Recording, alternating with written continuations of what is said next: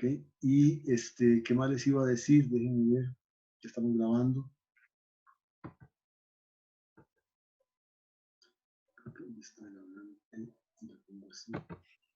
¿Ok?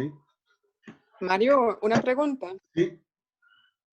Con respecto a la evaluación, no sé si ya algo como que cambió oficialmente, por ejemplo, con lo de las Exposiciones. no sé, como lo de la participación, por ejemplo, como La participación, básicamente, Cristina, hasta ahora va a es ser. asistir a clases. No, pero recuerden que les he estado pidiendo comentarios de lo que hemos estado viendo. ¿Okay?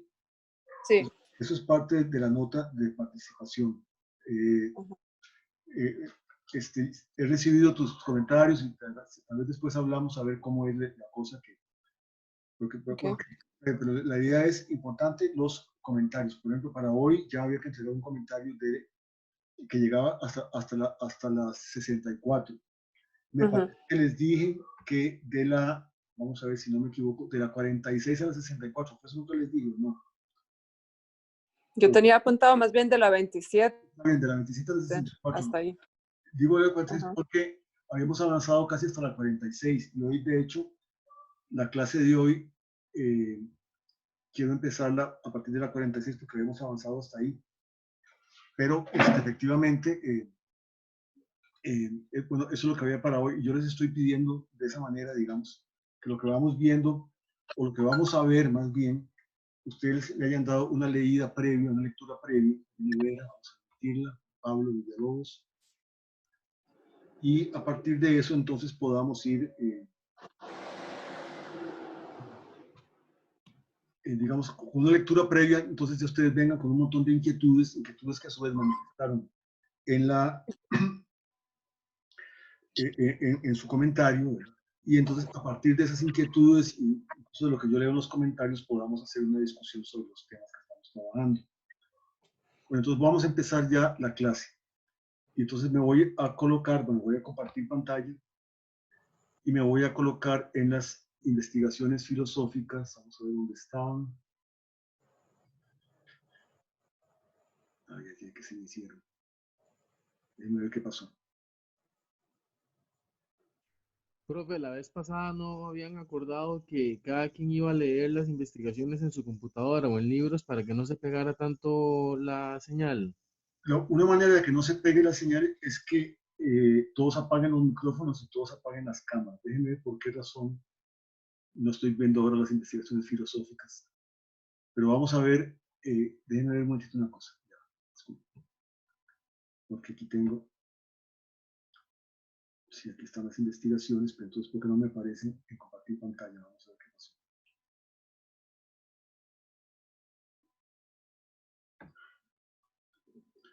Las investigaciones, seminarios sobre Biblia y documentos.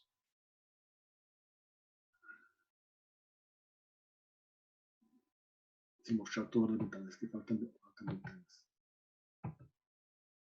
Bueno, voy a quitar esto porque esto no tiene nada que ver. Bueno, déjenme ver una cosa. Ya, algo me está fallando aquí. Voy a cerrar esto. Déjenme cerrar algunas cosas porque la razón por la que no se están viendo las investigaciones es que tenían demasiadas cosas abiertas. Entonces voy a cerrar algunas de las cosas que tenía abiertas. Vamos a ver.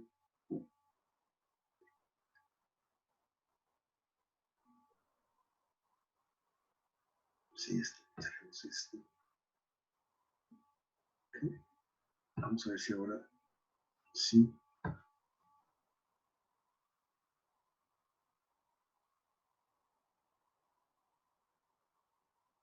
Cerremos esto.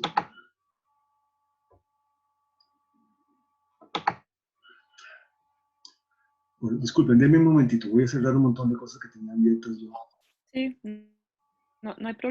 Bueno, ok. Déjenme ver un momentito qué pasó aquí. No se puede. Okay. Vamos a ver.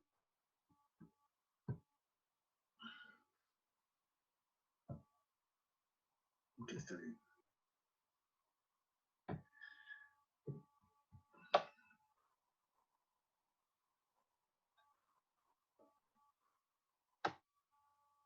cerrar aquí. Vamos a ver qué más tenía en mente. Se me salió todo eso.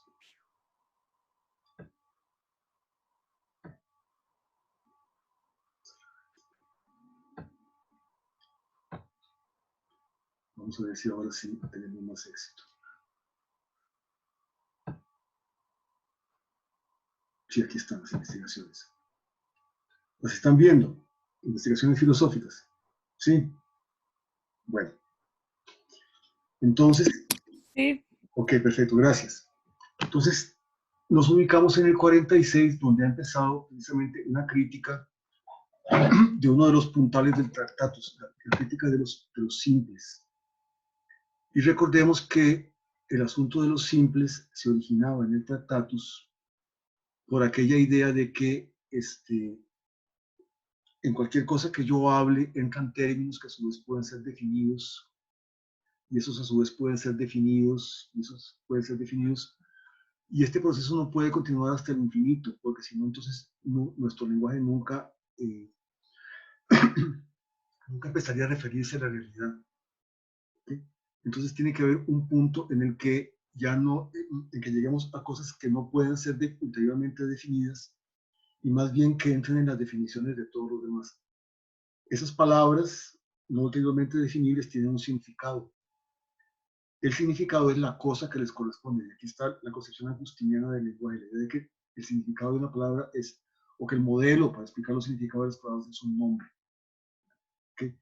De hecho está la palabra, y el significado es algo diferente de la palabra. Entonces, eso que es diferente, esa cosa, claro, la palabra cosa es una palabra del lenguaje que tiene muchos usos. Entonces, pero aquí lo que la idea es que hay como una cosa extraña. Ese es el objeto del Tractatus, los objetos. Y como las palabras no pueden perder nunca su significado, porque si no las oraciones en las que aparecen carecerían de sentido, por alguna razón se me salieron dos compañeros, pero ya se están entrando. Okay, ya entraron compañeros que habían salido por alguna razón. Okay. Vamos a cerrar aquí. Como las palabras entonces no pueden nunca perder, digamos, no pueden perder el significado, porque si no entonces nunca empezarían a tener sentido, las proposiciones de las que hablamos, ¿verdad? Entonces esos objetos simples deben ser eternos e indestructibles. Y son simples absolutos, son los elementos, a través de esta idea de la estructura última del lenguaje, es donde vemos la estructura última de la realidad que corresponde al lenguaje. El lenguaje es ese espejo de la realidad. Y analizando lo que tiene que ser necesario para que el lenguaje sea significativo, hemos llegado a los elementos últimos de la realidad. Ese es el Tractatus. Y ahora aquí empieza una crítica de esa idea. Y la crítica se inicia con un comentario precisamente del texto de Platón, aquel fragmento del Teteto, que yo en el seminario pasado, los que lo llevaron, sé que hay gente que no lo había introducido en relación precisamente al tema de los simples. Y es precisamente esta parte. ¿Qué hay tras la idea de que los nombres propiamente designan los simples? Entonces aparece la cita del Teteto. Sócrates en el Teteto. Entonces la cita de Sócrates, un diálogo platónico. Si no me engaño, he escuchado a algunos decir, para los elementos primarios, por llamarlos así, de los cuales nosotros y todo lo restante está compuesto, no hay explicación, pues todo lo que es en sí por sí solo puede ser designado mediante nombre, solo puede ser nombrado. Cualquier otra determinación no es posible, ni siquiera podemos decir que sean o que no sean, porque ya el ser o el no ser, o si quieren aquí, claro, el ser se dice de muchas maneras, pero aquí lo podemos interpretar como también como la existencia o no existencia. Entonces, de hecho, en el Tractatus no tiene sentido decir que un objeto existe. Digamos, la existencia de un objeto se muestra, que son las cosas que se muestran, lo que no pueden decirse, en que el nombre tiene un significado. ¿Okay? Se puede decir, digamos, se podría añadir un cuantificador existencial, digamos, si digamos un objeto A puede combinarse con una serie de objetos, ¿verdad? Entonces AX designaría una función tal vez, digamos, que contenía el objeto A y que y X tendría todos los valores de aquello que se puede combinar con el objeto A. Entonces yo podría decir, existe una X tal que AX, por ejemplo. Es decir, podría decir que hay un objeto, hay otro objeto que cumple con el requisito de que está combinado con A. Pero no podría decir que existe A, porque A sería un supuesto de todo lo que yo puedo decir.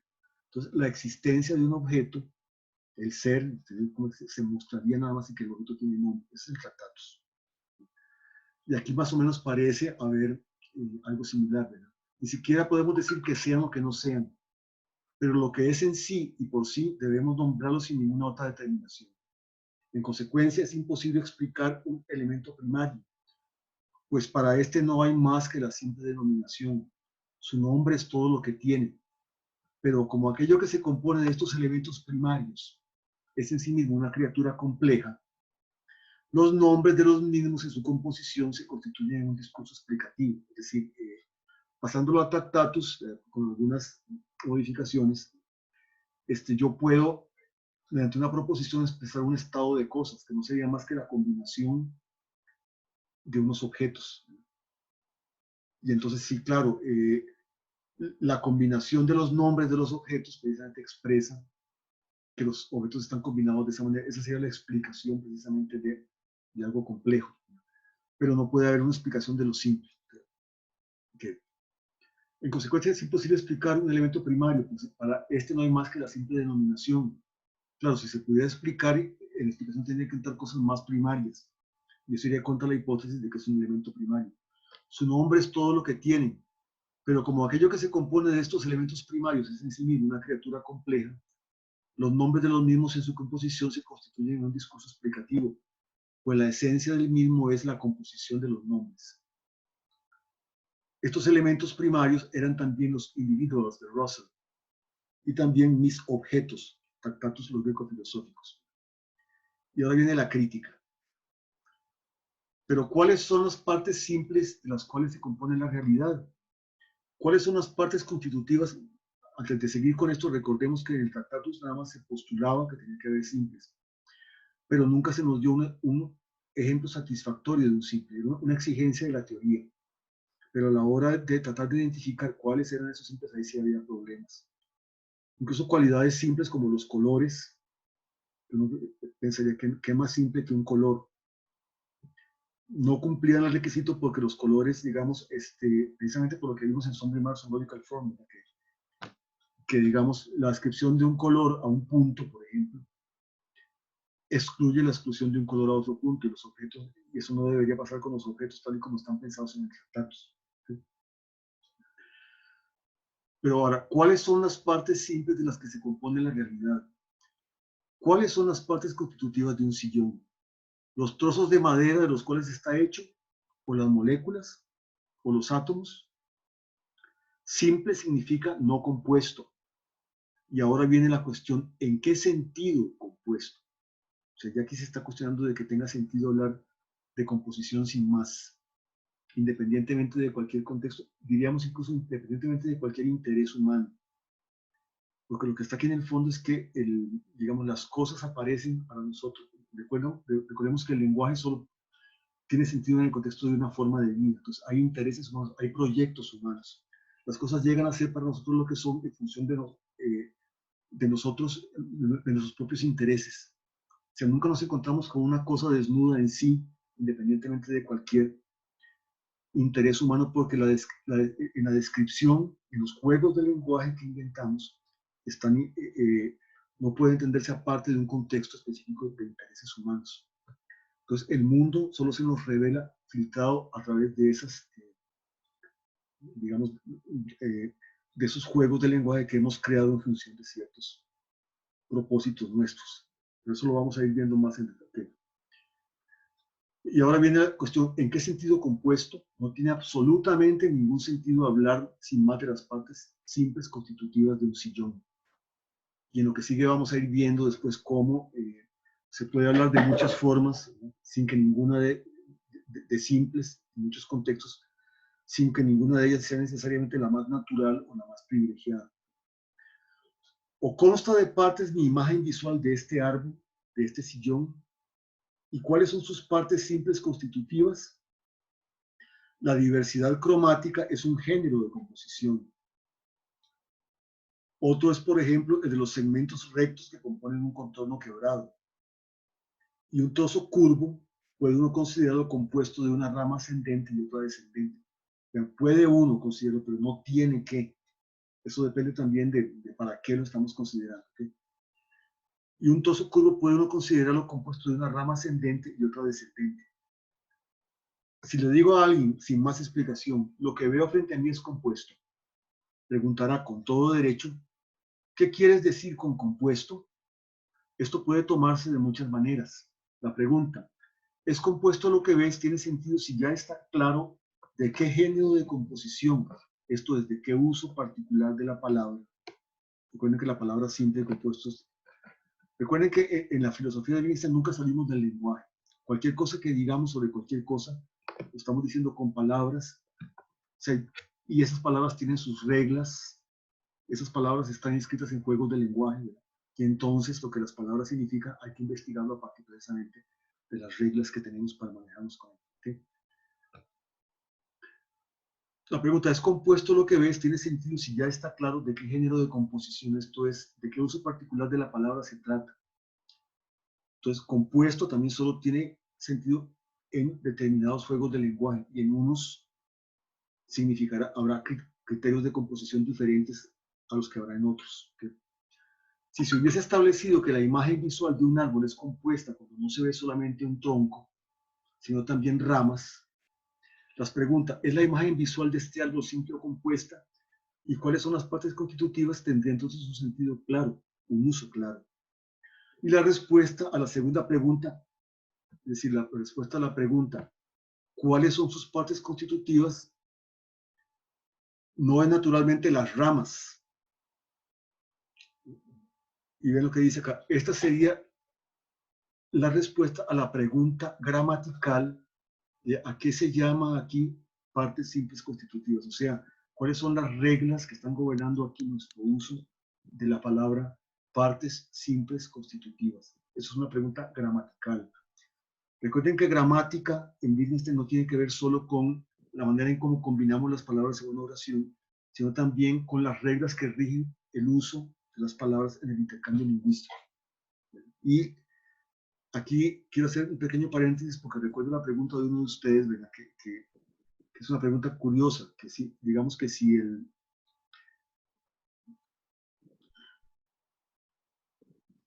significado en Wittgenstein es algo exterior al sujeto.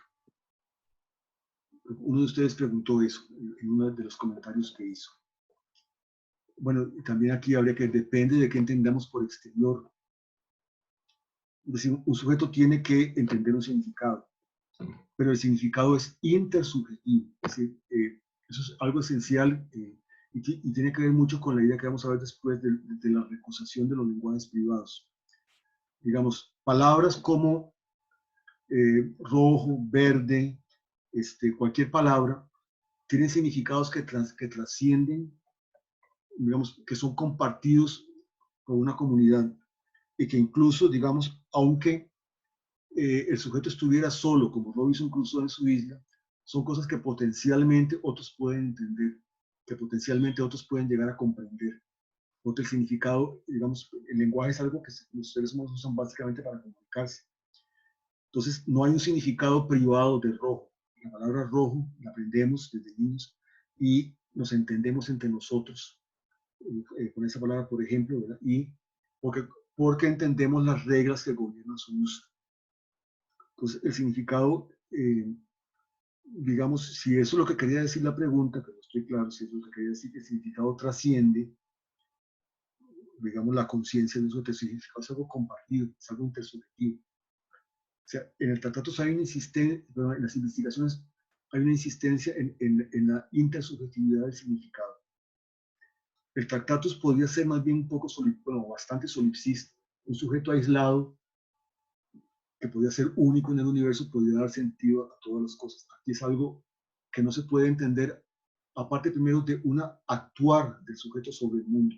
Y el actuar sobre el mundo del sujeto es un actuar que hace en compañía con otros sujetos. Entonces, el sujeto cuando actúa sobre el mundo también interactúa con otros sujetos.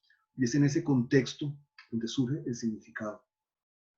Sí, de hecho, cuando uno empieza a leer como los primeros párrafos, ¿verdad? Que estaba hablando, como comparando esos lenguajes primitivos, siempre estaba ese componente de gente que lo enseña, siempre. Sí, gente Y que en el Tractatus nunca apareció no tan parece así. nada, parece como que hay una especie de lenguaje eterno, Ajá, de manera que no sabemos cómo poseemos, que abarca todo el posible significado habido y por haber. Aquí es algo que se enseña, que aprendemos, que otros nos lo enseñan, entonces aprendemos a compartir los significados que ya una comunidad tiene. ¿Ok?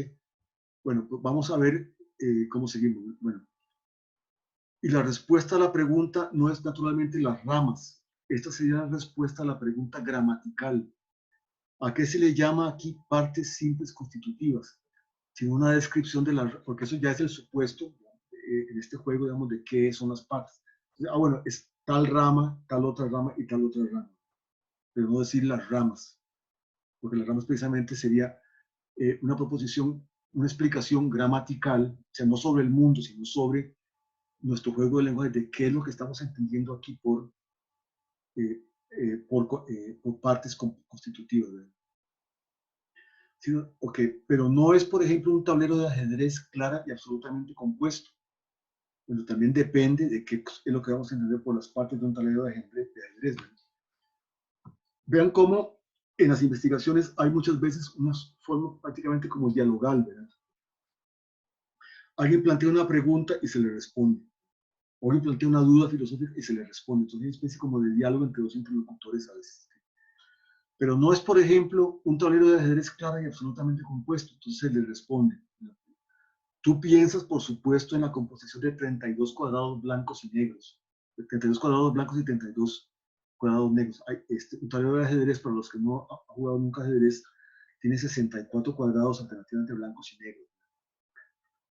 Ok, bueno, entonces ahí estaría una posible explicación de cuáles son las partes de un tablero de ajedrez. Son los 32 cuadrados blancos y los 32 cuadrados negros. Pero no podríamos, por ejemplo, decir que está compuesto de los colores blanco y negro y del esquema de la cuadrícula. Okay, entonces ahí nuestros elementos simples serían los colores blanco y negro, mientras que antes sus centros simples eran cada cuadrado. Okay, y un esquema de la cuadrícula. Okay. Y si aquí hay modos totalmente diferentes de consideración, ¿quieres decir aún que el tablero de ajedrez es absolutamente compuesto? Preguntar fuera de un determinado juego, ¿es compuesto este objeto? Es similar a lo que una vez hizo un joven, quien debía responder si los verbos de determinada oración estaban siendo utilizados de modo activo o pasivo, y se rompió la cabeza pensando si el verbo dormir significaba algo activo o pasivo. Bueno, la palabra compuesto, y en consecuencia la palabra simple, es utilizada por nosotros en un sinnúmero de modos diferentes, diferentemente relacionados entre sí. Más adelante vamos a ver, precisamente en contra de otro dogma o fundamento del Tractatus, que es el dogma o la doctrina de la definitividad del sentido, o sea, que el sentido es algo claramente definido, que más bien hay cosas, una idea que aparece en la idea de parecidos de familia. Bueno, eso lo vamos a ver posiblemente hoy hacia el final. Que vamos a ver.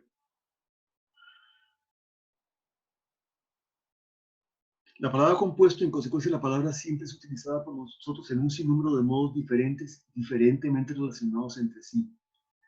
El color de un cuadrado del tablero de ajedrez es simple o consta, digamos, si el tablero de ajedrez tiene un blanco amarillento, digamos, la parte blanca, o consta de blanco puro y amarillo puro.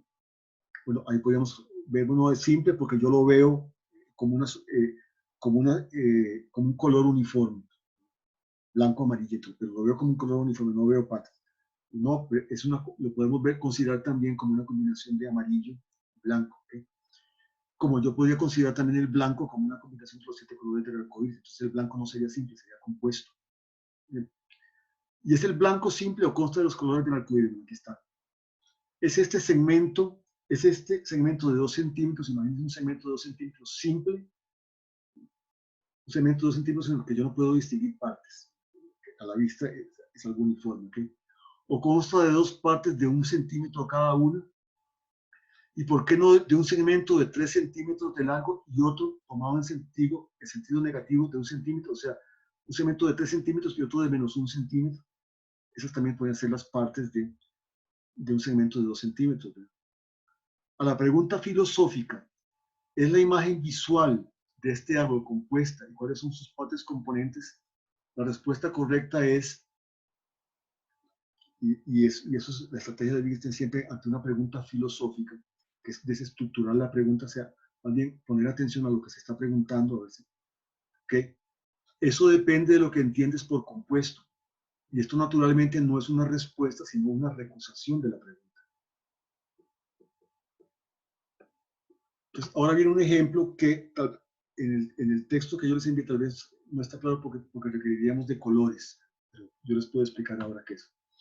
Permítasenos aplicar el método del número 2 a la exposición del teteto. Consideremos un juego de lenguaje para el cual esta exposición sea realmente válida.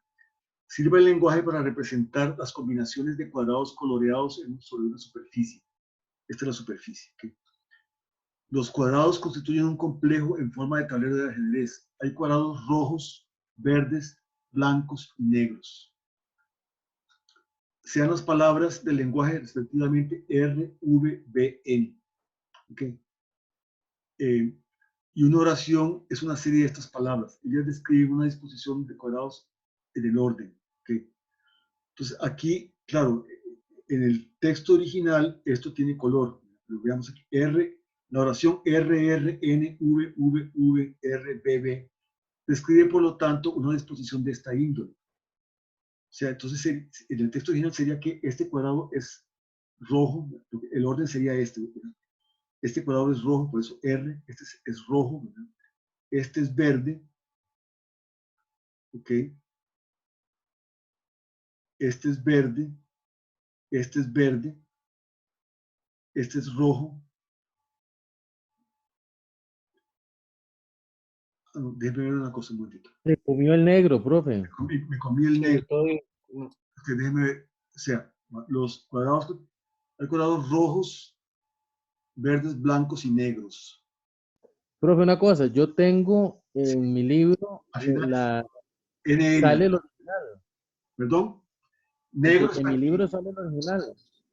¿Sale Si cómo? quiere Perdón. lo puedo compartir. Bueno, El cuadrado original con los...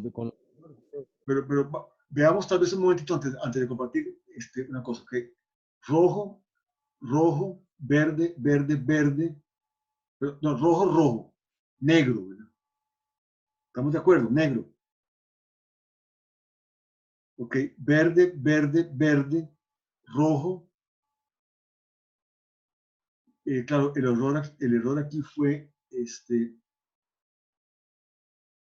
Profe, se rojo. los describo. Sí, a ver. Es rojo, rojo, negro, Sí. verde, verde, verde, rojo, blanco, blanco. Entonces está bien. Rojo, rojo, negro, verde, verde, verde, rojo, blanco. Okay. Es correcto. Muy bien. Perfecto. Entonces ahí está. Rojo, rojo, negro, verde, verde, verde, rojo, blanco, blanco. Okay.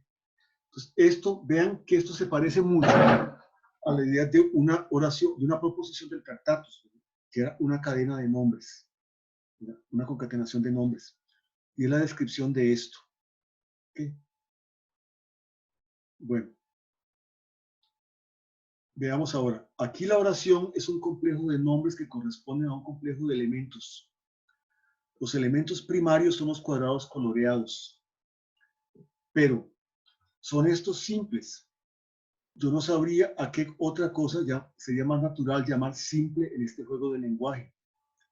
En otras circunstancias, sin embargo, llamaría yo a un cuadrado coloreado compuesto, quizá de 2 rectángulos, porque cada cuadrado puede verse como siendo compuesto de 2 rectángulos. Okay. Quizá de 2 rectángulos. O de los elementos color y forma, o sea, del elemento cuadrado y del elemento color. Okay. Pero el concepto de composición puede también ser extendido de modo tal que la superficie más pequeña sea considerada compuesta de una más grande. El ejemplo que nos dio antes de que un segmento de 2 centímetros puede considerarse como compuesto de un segmento de 3 centímetros y uno negativo de menos 1 centímetro. Okay. De una más grande y otra sustraída a esta. Compara composición de las fuerzas. Okay. División de una, bueno, yo puedo tener precisamente, es que no puedo mostrarlo aquí, digamos, en un diagrama de vectores, ¿verdad? Vector hacia arriba, otro hacia abajo, y que más bien la resultante sea algo de tamaño menor que los dos vectores componentes. ¿Okay? Composición de las fuerzas, división de una línea por un punto exterior a ella. Esas expresiones muestran que bajo ciertas circunstancias también nos sentimos inclinados a concebir lo más pequeño como compuesto de lo más grande y lo más grande como resultado de la división de lo más pequeño. Pero ahora no sé si decir que la figura descrita por nuestra oración consta de 4 o de 9 elementos. Veamos esta oración. Okay. Yo puedo decir, consta solamente de 4 elementos, a saber, del rojo, el negro, el verde y el blanco. Okay. Esta oración consta, vamos a la oración, que bueno, lo que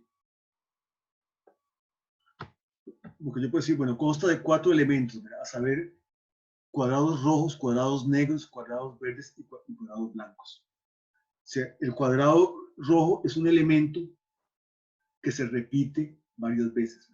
Por ejemplo, el cuadrado rojo, el elemento llamado cuadrado rojo se repite 2 veces. El elemento llamado cuadrado negro solo aparece una vez. El elemento llamado cuadrado verde se repite 3 veces. Y el elemento llamado cuadrado blanco se repite 2 veces. Pero es un solo elemento. Pero, o yo puedo considerar, bueno, no son solamente, son 9 elementos, ¿verdad? Porque este es un elemento, este es otro, ¿verdad? Los dos son cuadrados rojos, sí, pero uno es este cuadrado rojo y otro es este cuadrado rojo. ¿Cuál es más verdadero? Ninguno de los dos, depende de cómo yo convenga las cosas. Yo puedo considerar que ser cuadrado rojo es un elemento que se puede repetir varias veces. Como igual yo puedo considerar, bueno, ¿cuántas letras hay aquí? Pues hay solo nada más 4 letras, la R, la N, la V y la D. Esta letra es la misma que esta, sí, sí, es, porque se trata de la B. ¿Esta letra es la misma que esta? Sí, se trata de la B. O sea, pues no, porque esta letra es esta y esta letra es esta otra. Entonces, aquí el criterio de identidad es si la letra tiene el mismo nombre, sería la misma. Eso es un criterio de identidad. Pero yo puedo tener otro criterio de identidad. Si las letras son 2 marcas diferentes, entonces son diferentes. ¿Cuál criterio es más verdadero? Ninguno, es arbitrario. ¿Okay? Es totalmente arbitrario. ¿Qué reproduce más realmente la realidad? Ninguno, son formas de describir la realidad. ¿Okay? ¿Qué describe más realmente la realidad? Que una cosa tiene de largo 1 metro o que una cosa tiene de largo 3 pies. Ninguna de las dos, cualquiera, son 2 formas alternativas de describir lo mismo. Lo que sí se reduce entonces la realidad de nuestras convenciones, no, porque digamos, el hecho de que una cosa tenga 1 metro, no 2, ya eso sí depende de la realidad. Una vez que hemos fijado que vamos a entender por 1 metro. Y que tenga 3 pies y no 6, sí, eso ya depende de la realidad, pero nuestra descripción de la realidad no depende de la realidad misma, sino de un sistema que hemos creado para describir, y que el sistema mismo sí puede ser arbitrario. No hay un sistema de descripción que reproduzca el sistema que la realidad tiene en sí misma. Nuestro sistema lo creamos nosotros en función de nuestros intereses, de nuestro proyecto, de nuestros proyectos vitales. ¿Okay? Okay. Aquí la oración es un complejo de nombres que corresponden a un complejo de elementos. Bueno, entonces ya dijimos, estamos en la parte en que hablaba precisamente de, pero no sé ahora si debo decir que la figura descrita de nuestra oración consta de 4 o 9 elementos. Y consta aquella oración de 4 o 9 letras. Bueno, dependiendo de lo que uno entienda, aquí por letra, uno puede decir, consta solo de 4 letras, no hay más que 4 letras. O puede decir, no, hay 9 letras. ¿Cuáles son sus elementos? Las letras tipo, digamos, o las letras como marcas, ¿okay? No es indiferente lo que sea que digamos, en tanto evitemos malentendidos en un caso particular, o sea, en tanto estemos claros, digamos, de cuál es, digamos, la comprensión sobre lo que estamos hablando. ¿Okay? Ahora, ¿pero qué significa que no podamos explicar estos elementos, es decir, describirlos, no solo nombrarlos? Quizá esto quiere decir que la descripción de un complejo, cuando este es un caso límite, conste solo de un cuadrado, perdón, cuando este en un caso límite conste solo de un cuadrado, en nuestro caso constaba de 9, pero podemos imaginar un caso que conste solo de un cuadrado, entonces consista solo en el nombre del cuadrado coloreado, consista solo en P, sin blanco. Y no podíamos decir nada más.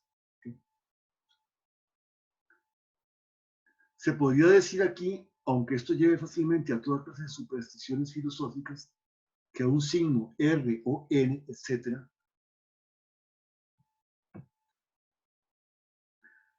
puede ser a veces una palabra, a veces una oración. Eso ya lo hemos visto antes, cuando hablábamos de, por ejemplo, de si loseta, la discusión que había de si loseta era una palabra o una oración. Entonces decía, bueno, es una oración abreviada porque se puede traducir por tráeme una loseta, sí, un lenguaje que tenga esa forma extendida, pero podríamos imaginarnos un lenguaje que solo tuviera la forma abreviada.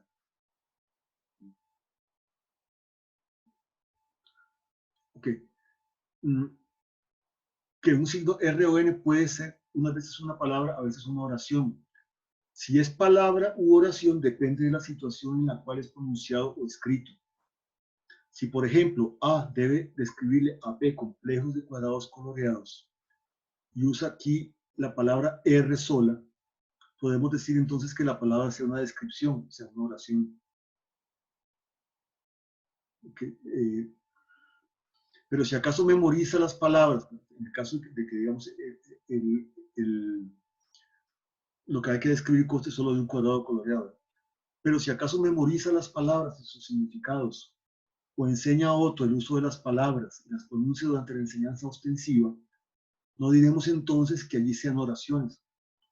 ¿No? Lo que estamos memorizando las palabras o enseñándolas a otros, señalando el rojo, un cuadrado rojo diciendo rojo. En esa situación, por ejemplo, no es la palabra R en una descripción. Con ella se nombra un elemento. Pero aquí sería extraño decir que el elemento puede solo ser nombrado. Nombrar y describir no están en el mismo nivel. Nombrar es una preparación para describir. O sea, cómo, para poner, y el ejemplo que sigue, ¿verdad? Cómo enseñarle a alguien los nombres y los movimientos de las piezas de ajedrez no es jugar ajedrez, es una preparación para jugar ajedrez. Entonces, la enseñanza ostensiva de los nombres no es todavía, digamos, podemos verlo como un juego de lenguaje preliminar para aprender a jugar un juego de lenguaje. ¿Okay? Nombrar todavía no es una... Entonces, nombrar y describir no están al mismo nivel. Nombrar es una preparación para describir. Nombrar todavía no es una jugada en el juego de lenguaje. Como colocar una pieza de ajedrez no es aún una jugada de ajedrez. Se puede decir, con nombrar una cosa todavía no se ha hecho nada. Ella no tiene tampoco nombre alguno, excepto en el juego. Esto es también lo que Frege quería decir cuando dijo que una palabra solo tiene significado en el contexto de una oración. Aquí sí, por supuesto, eso también estaba en el Tractatus. Y aquí añadiríamos algo más amplio, que es una palabra tiene significado, una oración misma solo tiene significado en el contexto de un juego. Y las palabras también están escritas a un juego. Vean cómo la noción de gramática ha desplazado la noción incluso de lógica. La palabra lógica aparece muy poco, sí aparece, pero aparece en Sombra y Marzo, lógica todavía aparece mucho la palabra lógica, pero cada vez más la palabra gramática la que pasa en primer plano. Bien. Ok, por cierto, antes de seguir con esto, creo que me recordó alguna inquietud que alguien también manifestó. Bueno, no ya sé. Bueno, después hablamos. ¿Qué significa entonces decir? Porque vean bueno, creo que tiene que ver con esto. Vean que creo que alguien preguntaba de que si admitir de que un nombre es como poner una etiqueta sobre una cosa, implicaba que era una noción, que ahí había por lo menos una noción representacional del significado. El problema es que nunca en Wittgenstein, bajo ningún concepto, un significado va a ser una representación, una idea o una imagen mental. Como por ejemplo el significado de la palabra, yo me enseñan a nombrar la palabra rojo. Entonces, bueno, sí, hay una cosa exterior que corresponde a la palabra, ¿verdad? Y entonces que yo de alguna manera, cada vez que la palabra rojo suena, yo en mi mente evoco una mancha roja. La palabra me despierta una mancha roja que yo comparo con las cosas. Bueno, el problema es que yo tengo que entender, por ejemplo, lo que se ha planteado muchas veces es por qué esa imagen mental no es la imagen de mancha, ni es la imagen de rojo, o no es la imagen de color. Siempre el significado, entender el significado no es formarse una representación, aunque sean, si no es saber cómo aplicar correctamente en los contextos en que se debe aplicar la palabra. Entender el significado de la palabra sol no es formarme una representación de sol, porque la representación de sol puede servir también para, podría servir también como para expresar el significado de astro. Es precisamente el saber utilizar la palabra para distinguir el sol de cualquier otra cosa. Por ejemplo, de una cosa brillante que tenga el mismo tamaño y el mismo, etc. ¿Sí? Vamos a ver. Se puede decir con nombre de una cosa todavía no se ha hecho nada. Ella no tiene tampoco nombre alguno excepto en el juego. ¿Sí? Un nombre solo es el nombre. Al igual que una palabra solo es una palabra en el contexto de una oración, lo que ya venía desde Frege, ¿verdad? Una palabra, ampliando una palabra, un nombre o cualquier palabra, no solo un nombre, solo es una palabra, solo tiene significado en el contexto del juego. Digamos, el juego sobredetermina el significado de las cosas. Y el juego no se puede separar de una actividad vital humana compartida o por lo menos potencialmente compartible. ¿Sí? ¿Qué significa entonces decir que los elementos, perdón, decir de los elementos que no se les puede ascribir ni el ser ni el no ser? Se podría decir, si todo lo que llamamos ser y no ser consiste en la existencia y no existencia de conexiones entre los elementos, no tiene entonces sentido hablar del ser y del no ser de un elemento. Así como si todo lo que llamamos destrucción consiste en la separación de los elementos, no tiene ningún sentido hablar de la destrucción de un elemento. ¿Okay? Aquí tenemos precisamente algo que se relaciona con la idea de la existencia y no existencia de los objetos. Como los objetos del tránsito estaban supuestos en todo lo que decíamos, no tenía sentido decir que no existían, con solo nombrarlos ya, pero tampoco tenía sentido decir que no existían. Porque, digamos, es más, por la misma razón, porque si tenía sentido decir que existen, tendría que tener sentido decir que no existen. Pero entonces, ¿cómo podemos hablar de ellos? Porque más bien los objetos o las palabras que los designaban eran el supuesto de todo posible significado en el tratado. Bueno, aquí esto mismo se refiere a esto, ¿verdad? ¿En qué sentido podríamos decir que no se les puede atribuir el ser y el no ser? Bueno, entonces dice, vean, si por ser entendemos, digamos, si todo lo que llamamos ser y no ser consiste en la existencia y no existencia de conexiones entre los elementos, no tiene entonces sentido hablar del ser y el no ser de un elemento. No sé qué le debemos hacer y a no ser otro sentido, que podría perfectamente dárselo. Así como si todo lo que llamamos destrucción consiste en separación de los elementos, no tendría sentido hablar de destrucción de un elemento. Pero vean lo que sigue ahora, porque es importante. Porque, digamos, cuando veíamos el tratado, yo les decía que, aunque todas las cosas rojas del mundo, y vuelvo con los rojos porque Wittgenstein emplea mucho el ejemplo del color rojo. Es uno de sus ejemplos preferidos. No cualquier color, sino específicamente el rojo. Entonces, okay. Aunque todas las cosas rojas del mundo que fueran destruidas, la palabra rojo tendría un significado. Por lo tanto, el rojo o la rojez, como ustedes quieran, no sería destruida. O sea, el rojo, desde el punto de vista del Tractatus, si fuera un objeto, el rojo, aunque no hubiera cosas rojas en el universo, no se puede, el rojo, no tendría sentido decir que el rojo en sí mismo desapareció, dejó de existir, en la medida en que la palabra rojo siga teniendo un significado. En eso consistía la indestructibilidad de los objetos del Tractatus. Porque seguimos habitando la posibilidad de que, aunque desapareció todo lo rojo, pueda aparecer algo rojo, sí, que el rojo pueda combinarse con alguna cosa en algún momento. Ok, bueno, veamos aquí esta idea. Esto lo repetí bastantes veces, me parece, en el curso anterior. Pero uno querría decir, no se le puede atribuir al elemento el ser, pues si no fuese, no se podría ni siquiera nombrarlo. Sí, aunque desaparezcan todas las cosas rojas del universo, yo no podría decir que el rojo dejó de existir, porque si no, ¿cómo puedo hablar de él? ¿Cómo puedo seguirme para decir, ya no hay nada rojo? Tengo que suponer el significado de rojo. El significado de rojo es algo diferente de la palabra rojo, por lo tanto, algo que está ahí. Vean de dónde viene la idea de los objetos enteros indestructibles.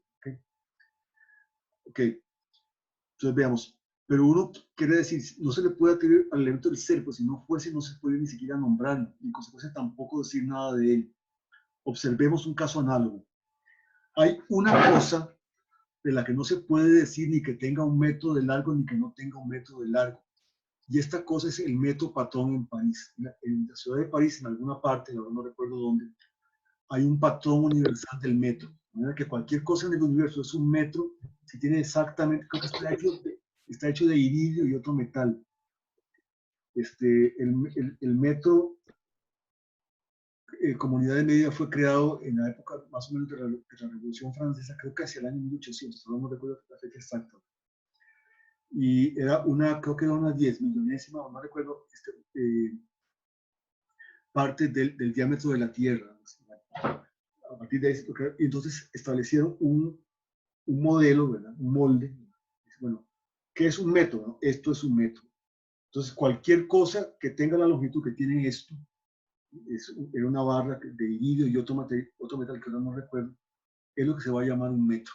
Entonces, este es el patrón para establecer universalmente en todo el universo, en todo el mundo, más en todo el universo, digamos, qué cosa es un metro. Entonces, las demás cosas sí tiene sentido decir que tienen un metro de largo o no tienen un metro de largo, en la medida en que tengan la longitud del metro patrón de París. Pero el metro patrón de París, decir que tiene un metro de largo no estamos diciendo nada, es decir, sería decir que tiene la longitud de sí mismo. Y tampoco, y para que tuviera sentido, recordemos a la doctrina que nunca abandonó Wittgenstein, la bipolaridad de la proposición. Para que tenga sentido decir que eso tiene un metro de largo, tiene que tener sentido decir que no lo tiene. Pero como es precisamente aquello que determina qué es lo que vamos a entender por un metro, entonces no tiene sentido decir eso que. Entonces dice, hay una cosa de la que no se puede decir ni que tenga un metro de largo ni que no tenga un metro de largo. Y esa cosa es el metro patrón en París. Con esto, sin embargo, no le ascribimos ninguna extraña propiedad, sino solo caracterizamos su peculiar papel en el juego de medir con un metro. Imaginemos de modo similar al metro patrón, que de modo similar al metro patrón también se guardaran en París los patrones de los colores. Así explicaríamos que sepia es el nombre del color del patrón sepia que se halla allí herméticamente sellado. No tendría entonces ningún sentido decir de esta muestra que tenga o no tenga ese color. Lo que dice sería el criterio para determinar qué cosa en todo el universo es sepia y qué cosa no es sepia. Entonces, aquí la idea relacionada con lo anterior es que, digamos, en la medida en que una palabra, por ejemplo, rojo, tiene significado, es precisamente, ese significado es precisamente aquello que nos sirve para determinar qué cosa es lo que vamos a llamar rojo y qué cosa es lo que no vamos a llamar rojo. O sea, de qué cosas vamos a decir que tienen el color rojo y de qué cosas vamos a decir que no lo tienen. Entonces, ese patrón, ese significado, en la medida en que siga siendo significativo para nosotros, pues el significado de esa cosa no muere. sin que tenga que ser necesariamente una representación, sino saber, aunque puede acompañar una representación, sino el saber precisamente cómo aplicarlo. Bueno, podríamos expresar esto así. Este patrón es un instrumento del lenguaje con el cual realizamos descripciones de color, el patrón sepia. Él no se haya representado en este juego, sino que es un medio de representación. Y esto vale también para un elemento del juego del lenguaje 48, el del cuadrado. Cuando nombrándolo pronunciamos la palabra R. Con esto le hemos dado a esta cosa un papel en nuestro juego de lenguaje. Ella es ahora un medio de representación. Y decir, si no fuera nada, entonces no podría tener nombre alguno. Dice entonces tanto y tan poco, como si no hubiera esta cosa, no podríamos entonces utilizarla en nuestro juego, no podemos utilizarla para representar. ¿Sí? Porque también, digamos, podemos tener incluso un conjunto de cuadrados donde no aparezca el color rojo, pero tenemos ya en nuestro lenguaje la palabra rojo, que es nuestro sistema de representación. Igual, yo podría tener, bueno, es un ejemplo que no lo puedo poner aquí porque no tengo pizarra. Yo podría tener la idea de que en el lenguaje del ajedrez yo puedo representar las movidas mediante números, ¿verdad? Y ciertas letras que designan las piezas, ¿verdad? Y diciendo, por ejemplo, números que designan las filas, letras que designan las columnas, A, B, C, y letras mayúsculas que designan las piezas. Entonces yo puedo decir, qué sé yo, C, B3, o sea, caballo a la posición B3. Entonces, 3, B y C mayúscula son elementos de mi representación. ¿Okay? Elementos con los cuales yo represento movidas en un juego. Pero yo puedo tener otro sistema diferente de representación, no tiene que ser necesariamente ese. Cuando yo tengo ese elemento, sistema de representación, esos elementos aparecen como supuestos en todo lo que yo pueda decir, sí, aparecen como indestructibles, ¿no? Porque son los supuestos para que yo pueda decir algo, para que yo pueda representar un movimiento en el juego. ¿Okay? Pero son más bien elementos de nuestra representación.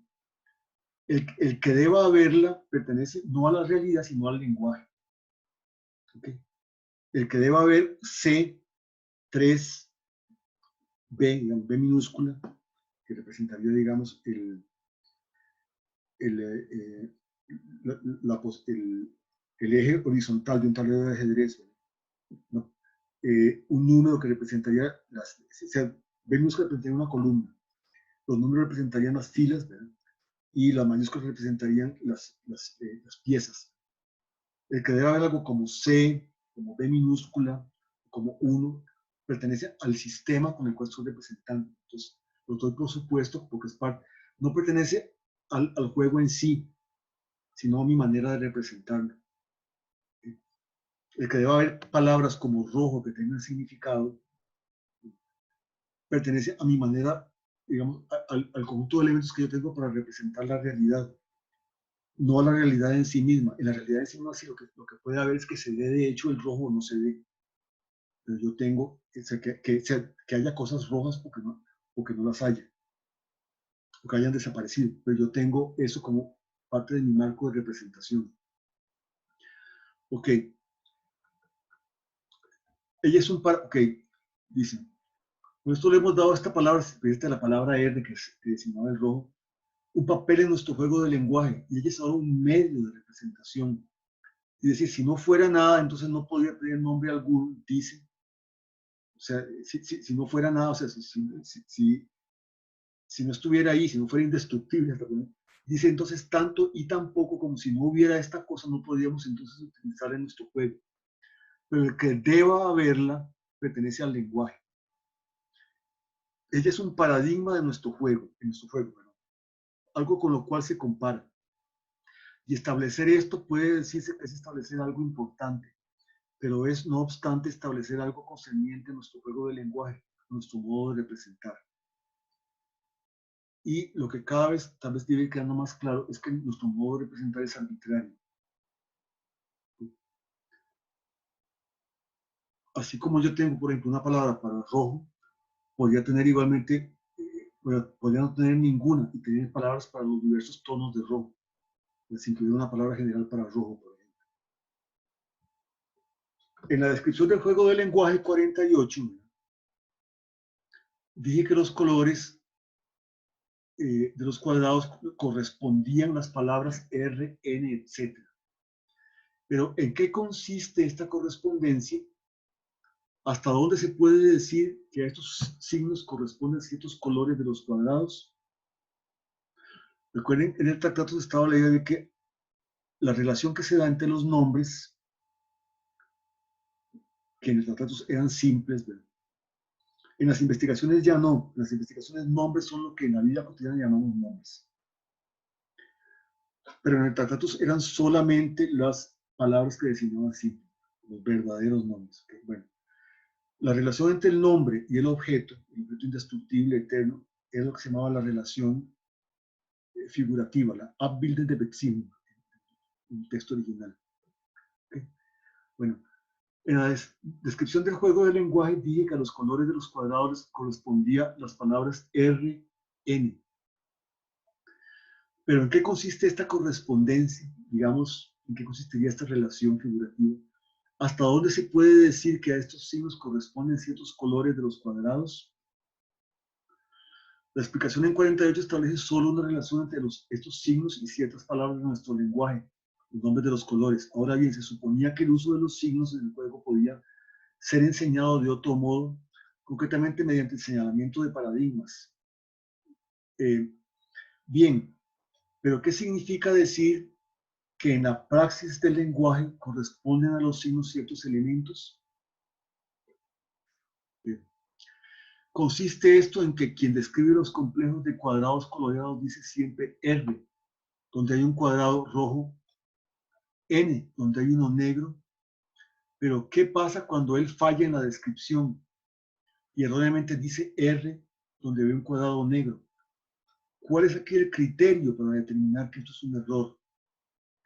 Esto es un tema que se introduce aquí, pero que después va a dar mucho de qué hablar en el detalle de las investigaciones. O sea, tiene que ver con el concepto que va a aparecer después y que va a ocupar largos párrafos más adelante, en qué consiste seguir una regla.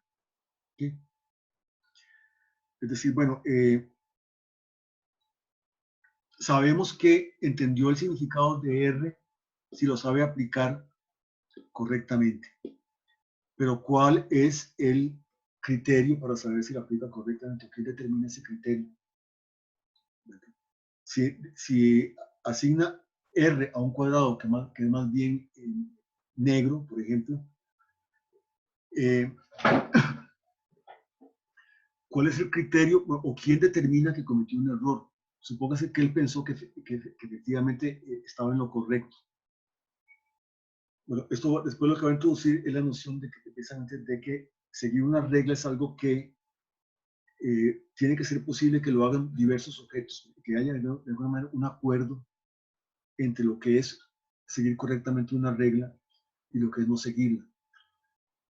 Porque alguien podría pensar, bueno, seguir de acuerdo a una regla es seguir la regla tal y como fue pensada, o como fue establecida, o como el enunciado de la regla dice que debe ser seguido. Pero el enunciado de la regla también, si la regla ha sido enunciada de alguna manera, ese enunciado consta de palabras, y esas palabras a su vez tienen significado según ciertas reglas de su uso. Y si para dar esas reglas de su uso yo tengo que enunciarlas, pues no podemos seguir así hasta el infinito. Entonces, al final lo que hay nada más es una manera regular de comportamiento.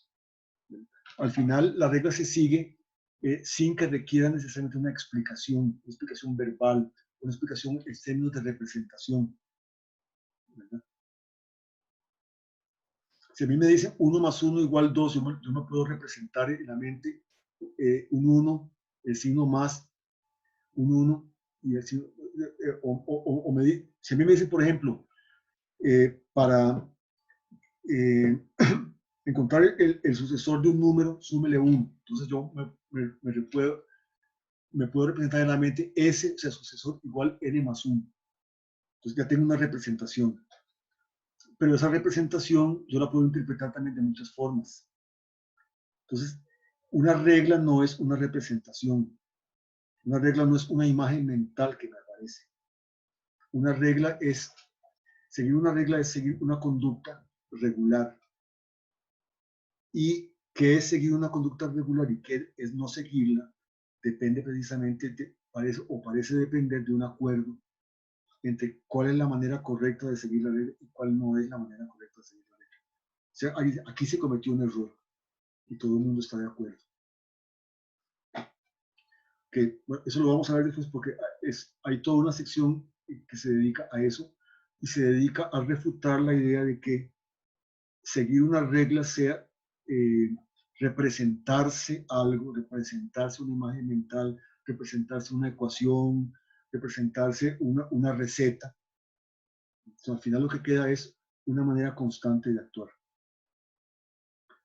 Ya que en el fondo está la idea siempre de que el significado no se explica por ningún tipo de representación mental, por ningún tipo de imagen mental que yo me haga de nada. Porque las imágenes mentales pueden a su vez interpretarse de muchas formas. Eso viene desde el comienzo que se está hablando, cuando se está hablando de la definición ostensiva. ¿Okay?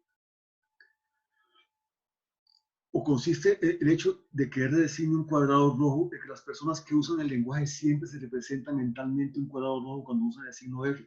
Bueno, aquí no se responde esto, pero la respuesta de él va a ser que no es eso.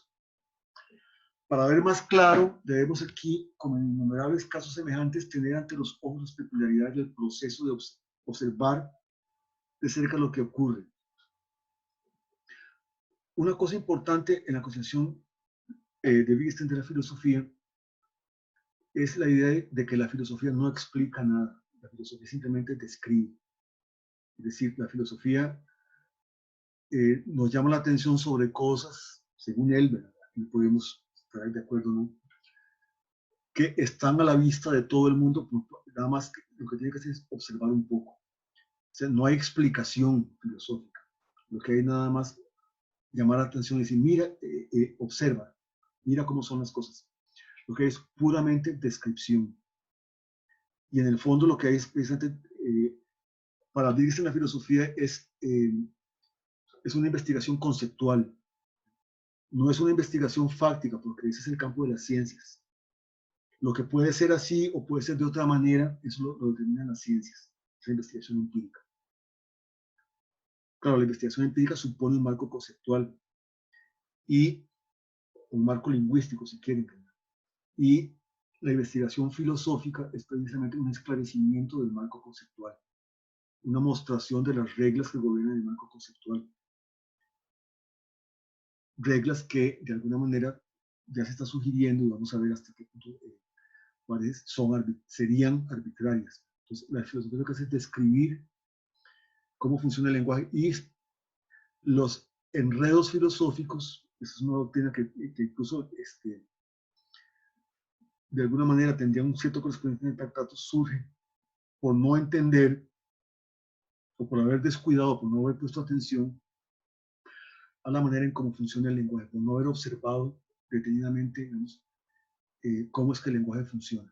Eso lo vamos a ver después con una serie de ejemplos que él da más adelante de enredos filosóficos. ¿Okay? Bueno, en la descripción del juego del lenguaje 48, bueno, ya hemos estado aquí, vamos a ver.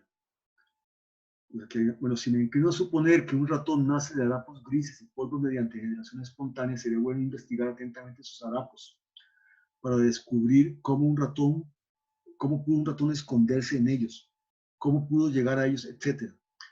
Pero si estoy convencido de que un ratón no puede nacer de estas cosas, quizá tal investigación sea entonces superflua. Pero debemos aprender a entender primero qué es lo que en la filosofía se opone a una tal observación de los detalles. Estoy siguiendo prácticamente literalmente esta sección, ¿verdad? Hasta la 64, porque aquí hay elementos muy importantes. No siempre en el resto de mi discusión de las investigaciones voy a seguir literalmente o leer literalmente todas todas las secciones. Muchas veces voy a leer algunas cosas y saltarme otras. Pero en este caso sí quería ir punto por punto porque aquí hay elementos muy importantes. Hay diferentes posibilidades para nuestro juego de lenguaje 48, diferentes casos en los que diríamos que un signo nombra en el juego a un cuadrado de tal y tal color. Diríamos esto, por ejemplo, si supiéramos que a las personas que usan el lenguaje les ha sido enseñado de tal y tal modo el uso de los signos. O si se establece por escrito, quizá en forma de una tabla, que a este signo corresponde este elemento, siendo además esta tabla utilizada en la enseñanza del lenguaje y en ciertos casos en disputa como objeto de decisión. Más adelante va a decir que, digamos, yo llego a una cultura totalmente extraña, cuyas palabras no entiendo. ¿Cómo podría yo empezar a entender el lenguaje de esa cultura? Wittgenstein va a decir más adelante que el modo común de comportarse los seres humanos, o sea, hay un modo común, a pesar de las diferencias culturales hay un modo común, hay cosas como el dolor, como el placer, como la alegría, como las cosas que tienen expresiones que son comunes a toda la humanidad, la risa, el llanto, ¿okay? Todas las culturas tienen cosas como cocinar, comer, etc. Entonces, el modo común de comportarse los seres humanos, el modo común de actuar, es lo que me sirve para interpretar una lengua extranjera. Eso lo va a decir más adelante, casi llegando a la idea de, por las secciones donde se trata de refutar la idea de la posibilidad de un lenguaje privado. Es decir, de un lenguaje que esencialmente solo puede ser entendido por el que habla. Pero vean cómo, lo que señalaba Cristina, por cierto, cómo se insiste mucho en el aprendizaje. El lenguaje es intersubjetivo, incluso el carácter intersubjetivo del lenguaje y el significado se ve en que el lenguaje siempre nos es enseñado por algo. Desde niños es nuestra cultura la que nos enseña el lenguaje, es la que nos enseña a dominar, porque precisamente entender el significado es dominar una técnica, a dominar los significados y entender los significados precisamente saber cómo actuar en consecuencia a ciertas reglas. Nos enseña a dominar los significados que esa cultura ha establecido en función precisamente de su forma de vida, de su relacionarse entre sí, su relacionarse con el mundo, con la realidad. ¿Okay? Y por lo tanto, bueno, por cierto, aquí me acabo de acordar de una observación que alguien hizo, bueno, dos observaciones. Una es si solo entiende la regla el que la ve desde fuera. Bueno, muchas veces las reglas no necesariamente son formuladas. Eso es lo que decía antes, el lenguaje. Muchas veces además actuamos en conformidad con la regla. Otras veces, y esto es lo que tiene que ver mucho con este apartado donde estamos, otras veces para aplicar una regla sí se requiere que consultemos una fórmula, que consultemos un texto, que consultemos una receta para ver cómo aplicar la regla. Las secciones donde Wittgenstein a veces recurre a la idea de que para ver algo o para aplicar una cierta regla se consulta una tabla, son tal vez formas caricaturescas de mostrar que, digamos, para aplicar ciertas reglas a veces necesitamos precisamente consultar un manual o una forma de aplicación de la regla. Por ejemplo, para multiplicar, si yo no sé multiplicar, yo a veces necesito, o si no lo sé hacer bien, necesito a veces consultar la tabla de multiplicar. Entonces, bueno, así, viendo la tabla de multiplicar, puedo realizar una multiplicación. Como si no me he aprendido todavía las tablas. Okay, entonces, hay veces que la formulación de la regla, la formulación explícita de la regla, entra en el juego. El primer juego de lenguaje que aparecía de las manzanas, ¿verdad? Que alguien le daba una papeleta a otro y le decía, traiga 5 manzanas rojas, ¿verdad? Aparecía si quieren, una caricaturización donde el vendedor, cosa que ningún vendedor hace, ¿verdad? Llegaba, veía 5 manzanas rojas, ¿verdad? Donde veía la palabra roja, creo que era algo así, ¿verdad? Consultaba en una tabla para acordarse cuál era el color rojo. Entonces veía la palabra rojo y veía a la par el color, una muestra del color. Entonces después comparaba esa muestra del color con el color de la manzana. Manzana, si mal no recuerdo, si no consultaba nada de manzana, eso sí se lo... y contaba 1, 2, 3, 4, 5. Bueno, muchas veces, claro, ningún vendedor hace eso, a no ser que digamos, puedo pensar tal vez, en nuestro país hay muchas pulperías de chinos, cada vez hay más. Puedo pensar tal vez en un chino que está aprendiendo español y que no se sabe bien los colores, y cuando oye un cliente que le pide una manzana roja, como no se acuerda bien, consulta un color, ¿verdad? La palabra rojo, ¿verdad? Y entonces, me si era este color, porque estoy aprendiendo español. Bueno, eso puede pasar, pero no necesariamente pasa. Hay también reglas, o sea, en el cuaderno azul eso se distingue entre una acción que actúa según una regla y una acción que involucra una regla. La acción que involucra una regla es la acción en la cual yo tengo que consultar la formulación explícita de la regla para poder seguirla. Pero otras es una acción pero otras serían las acciones en que yo sigo la regla sin pensar en ella, sigo espontáneamente. E incluso podría ser, como ya hemos hablado, que ni siquiera la pudiera recordar, o sea, que ni siquiera la pudiera formular en palabras, aunque eso implica, es la distinción que usa Riley entre know how y know that, ¿verdad? Nosotros actuamos de cierta manera, ¿verdad? Y seguimos reglas, ¿verdad? Entonces, eso es lo que llama Gilbert Riley know how. Pero el poder formular la regla, que no siempre, aunque yo siga la regla, la puedo formular, ya sería el know that, el poder formularla en palabras o en otros signos. Ok. Bueno, entonces eso es lo que habla aquí, ¿verdad? Podemos imaginarnos que una tabla así sea una herramienta en el uso del lenguaje. La descripción de un complejo va entonces del siguiente modo: quien describe el complejo lleva una tabla consigo y busca en ella cada elemento del complejo, pasando luego desde él en la tabla hasta el signo. Y también puede aquel a quien se le da la descripción traducir las palabras de la misma a la figura de cuadrados coloreados. Se podría decir que esta tabla asume aquí el papel que en otros casos juega la memoria y la asociación. No ejecutaremos usualmente la orden tráeme una rosa roja buscando el color rojo. Este es el ejemplo que estaba en el Blue Book, en el libro azul.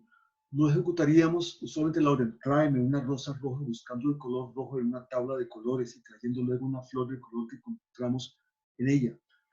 Pero cuando se trata de elegir un determinado tono de rojo para pintar la casa o de mezclarlo para hacer una pintura, sucede entonces que nos servimos de una muestra o de una tabla.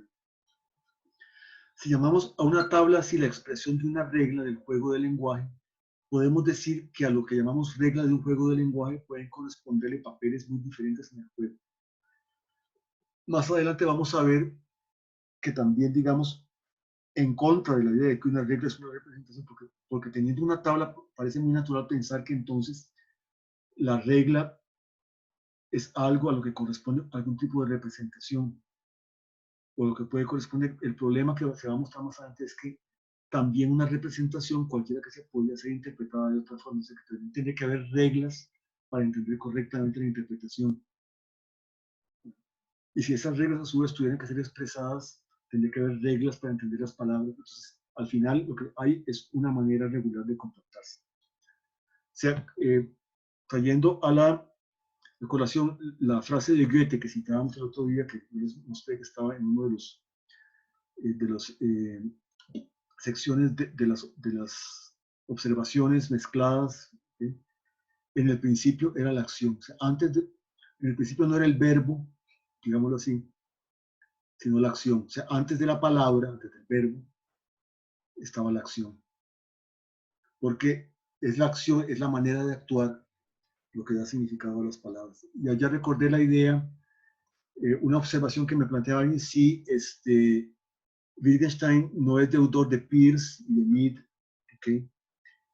De hecho, como es usual en Wittgenstein, nunca lo cita. Parece ser, digamos, que toda esta cosa viene de una elaboración personal, ¿verdad? Pero general Wittgenstein casi nunca cita a nadie. Y no hay, nunca hay ninguna referencia en ninguna parte en que hable de Peirce. El pragmatista que más, de los pragmatistas, el que más cita y que le gustaba mucho es William James, pero sobre todo en lo que tiene que ver con el tema de la experiencia religiosa, William James. Pero Peirce no aparecen en sus textos, ni está claro que lo hayan influido de alguna manera, aunque sí, pues podemos encontrar cosas en común.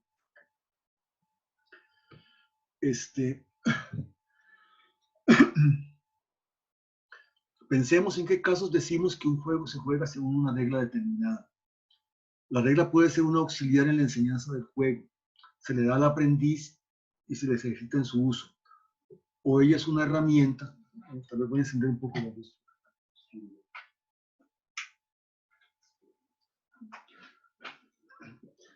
O ella es una herramienta, ok, del juego mismo.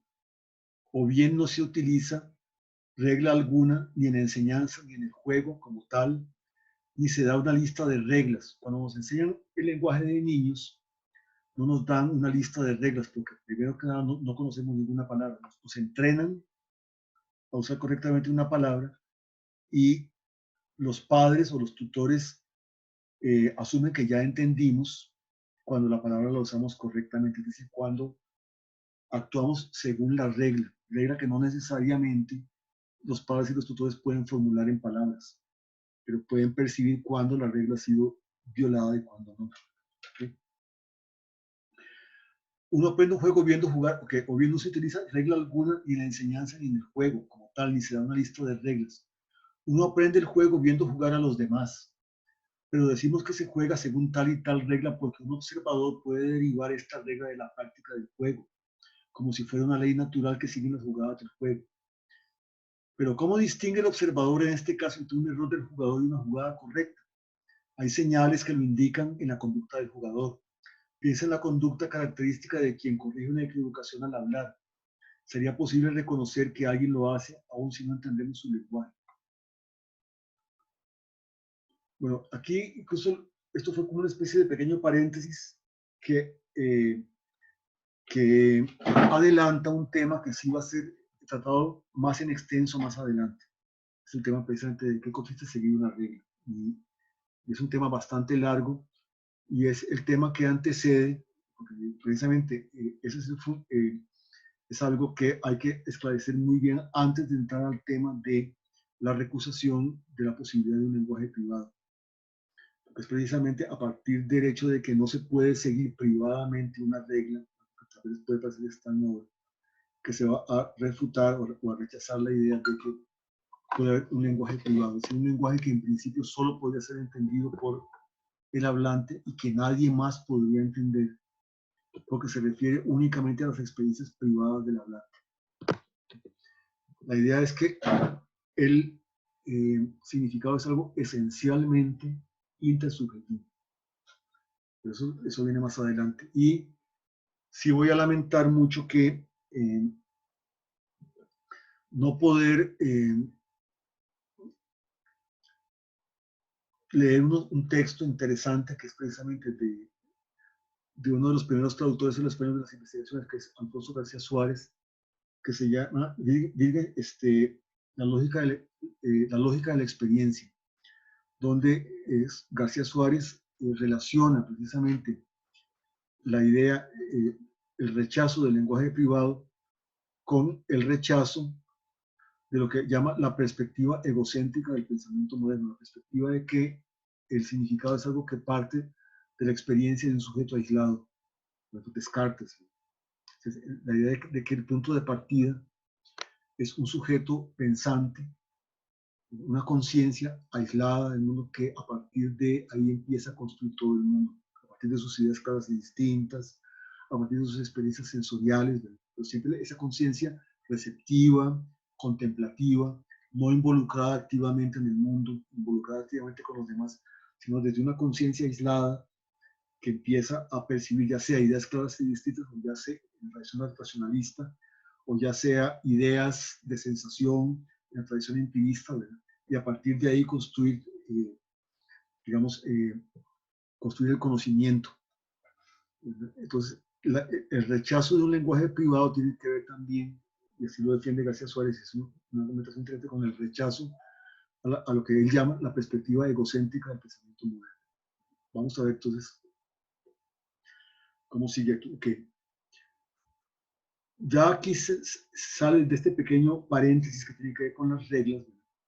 Y viene otra vez a hablar de lo que estaba, de lo que se había empezado a hablar, ¿verdad? Que es el tema de la indestructibilidad de los nombres, de los símbolos, ¿okay? 55. Aquí hay un interlocutor, ¿verdad? Que dice, lo que designan los nombres del lenguaje debe ser indestructible. Pues uno debe, y esto es el razonamiento que estaba detrás en el Tratado de la Indestructibilidad de los objetos simples. Si los objetos fueran destruidos, la palabra que los designa perdería significado. La idea de que el significado de una palabra es el objeto que le corresponde. La concepción agustiniana del lenguaje. La idea de que el significado es una cosa que corresponde a la palabra. Un objeto que... Lo que designan los nombres del lenguaje debe ser indestructible, pues uno debe poder describir el estado donde todo lo destructible es destruido. Y en esta descripción habrá palabras, y lo que corresponda a ellas no puede ser destruido, pues de lo contrario las palabras no tendrían significado. Esto es expresado muy sintéticamente, incluso un supuesto que está detrás del Tractatus. Entonces, diga está incorrecta. No debo serruchar las ramas sobre las que estoy sentado. Eso resumiría esta idea. Pero ahora se entra a combatir esta idea. Uno podría, por supuesto, objetar que esta misma descripción debe exceptuarse de la destrucción, pero lo que corresponde a las palabras de la descripción y que por lo tanto no debe ser destruido es lo que da a las palabras su significado, sin lo cual ellas no tendrían ninguno. Vean que es como un diálogo, pero es claro que esta persona es en algún sentido aquello que corresponde a su nombre. No obstante, ella es destructible y su nombre no pierde su significado cuando el portador es destruido. Lo que corresponde al nombre, sin lo cual él no tiene significado, es, por ejemplo, un paradigma que se utiliza en el juego del lenguaje en conexión con el nombre. Pero ¿qué pasa cuando ninguna muestra así pertenece al lenguaje? Si, por ejemplo, reparamos en el color designado por la palabra, o sea, cuando la palabra es, ¿qué pasa cuando en vez de consultar una muestra nada más decimos la palabra y nos damos cuenta cuál es el color? Entonces alguien dice, y si reparamos en él, viene entonces ante nuestro ojo mental cuando pronunciamos la palabra. Debe por lo tanto ser en sí indestructible. Si debe existir la posibilidad de que nos acordemos de él en cualquier momento.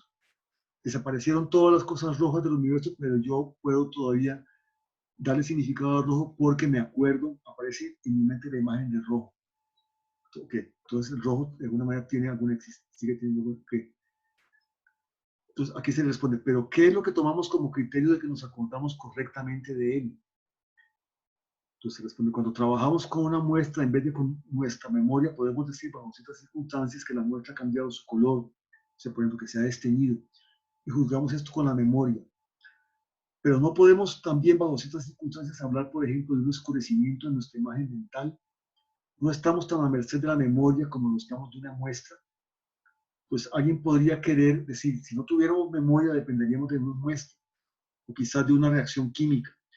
Piensen que debes pintar un determinado color C, que es el color que uno ve cuando las sustancias químicas X y Y se combinan. Supón que el color te aparezca un día más claro que otro. No dirás, bajo ciertas circunstancias, debo estar equivocado, el color es ciertamente el mismo que ayer. Esto muestra que no nos servimos siempre de la memoria como la última instancia inapelable. Bueno, todo lo que sigue aquí tal vez sí es la idea de que no tiene sentido hablar de objetos indestructibles porque con explicación de que el significado no desaparece. Algo rojo puede ser destruido, pero el rojo no puede ser destruido. Y es por esto que el significado de la palabra rojo no depende de la existencia de ninguna cosa roja. ¿no? Ese es un argumento, digamos, que seguiría el espíritu del Tractatus. Entonces ahora se responde.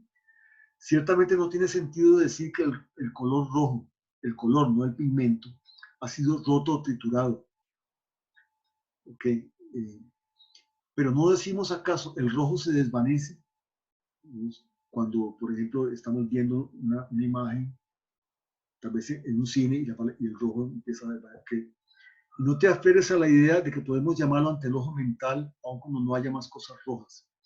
Esto no es diferente de si quisieras decir que entonces habría todavía una reacción química que produciría una llama roja. Pues, ¿qué pasaría si no pudieras acordarte ya más del color? Cuando olvidamos qué color es el que lleva este nombre, este pierde entonces su significado para nosotros. Esto es, no podemos jugar ya con un determinado juego de lenguaje.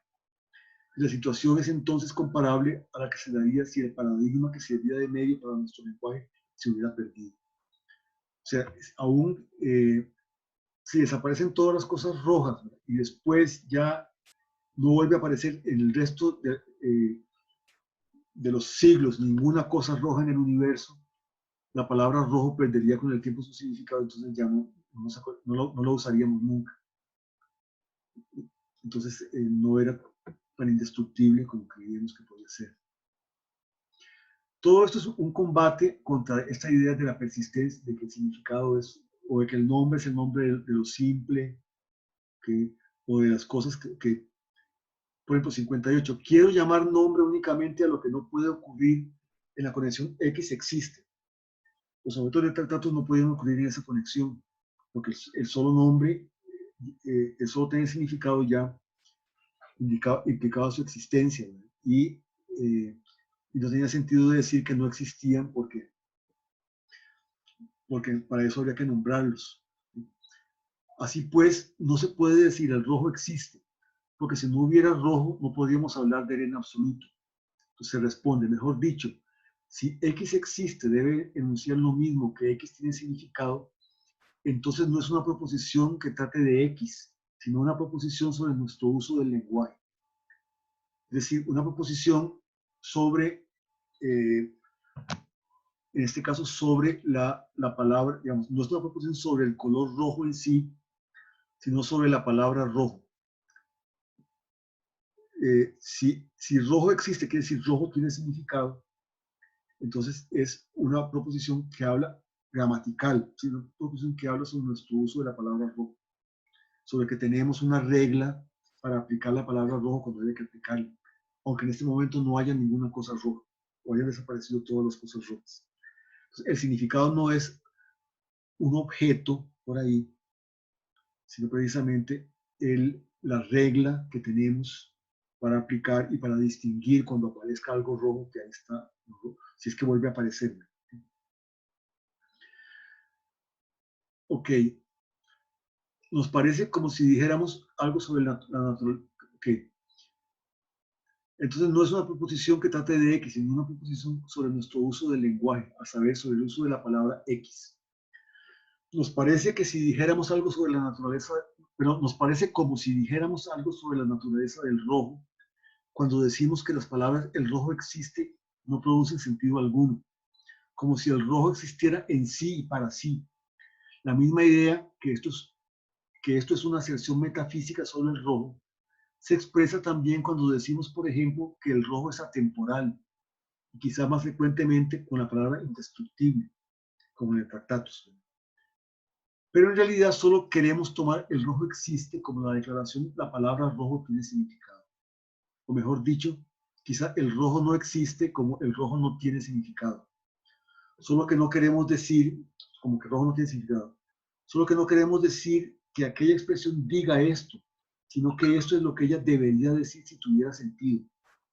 Pero que ella misma, en el intento de decirlo, se contradice, porque simplemente el rojo es en sí y para sí.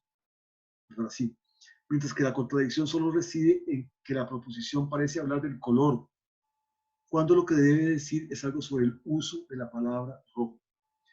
En general, Wittgenstein va a decir que en toda proposición metafísica hay una confusión y esta confusión consiste en que creemos estar hablando sobre el mundo,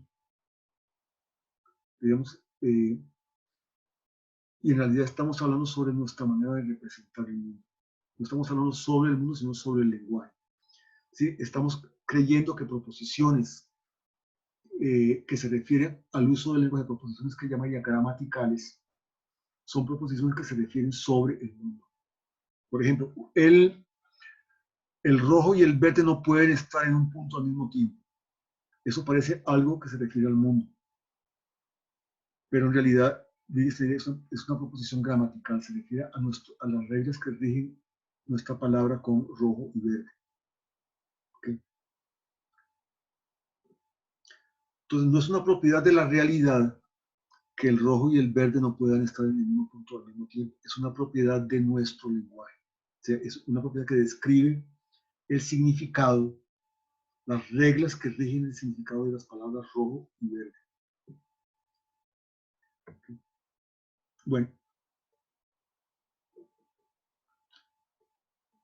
Bueno, seguimos aquí.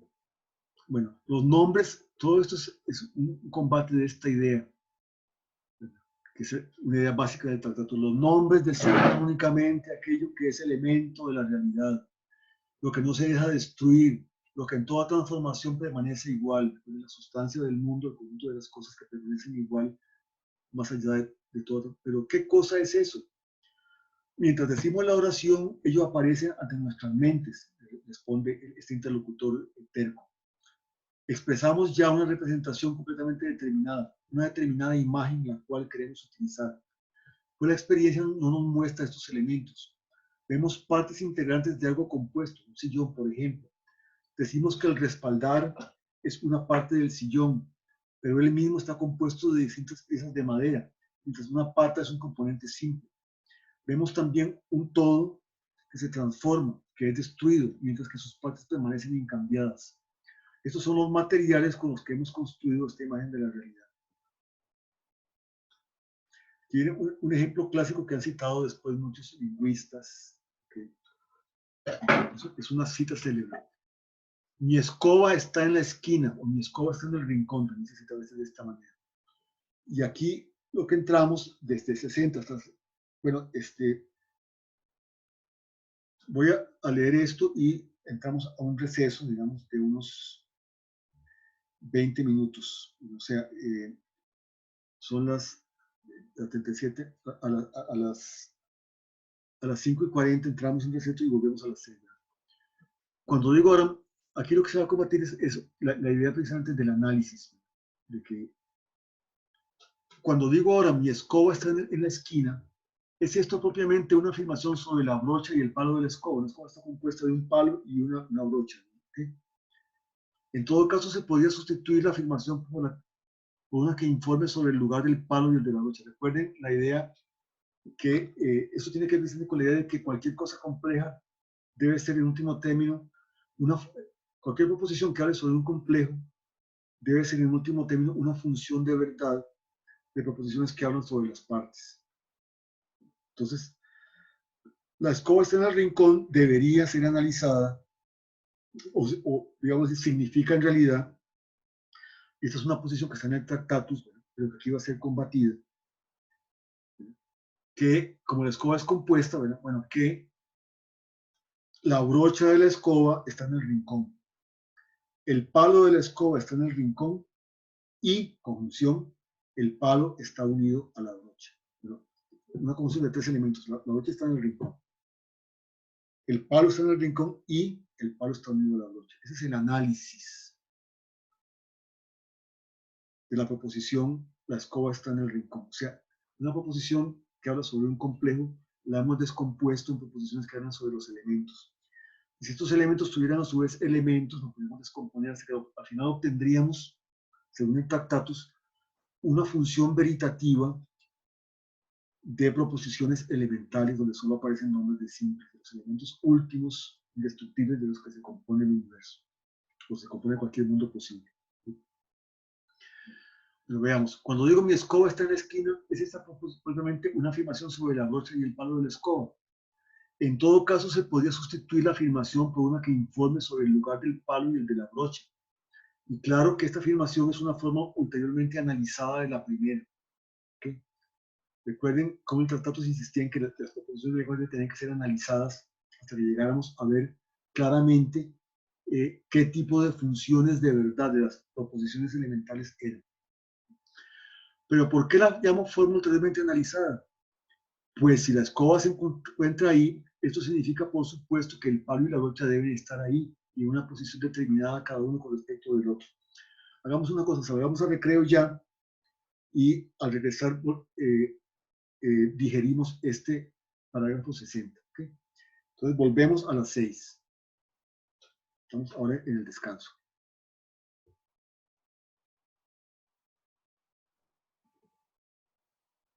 Volvemos a las 6.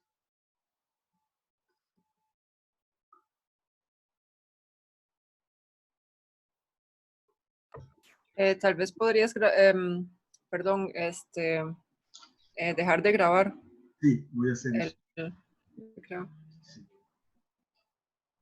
Recordarme cuando regrese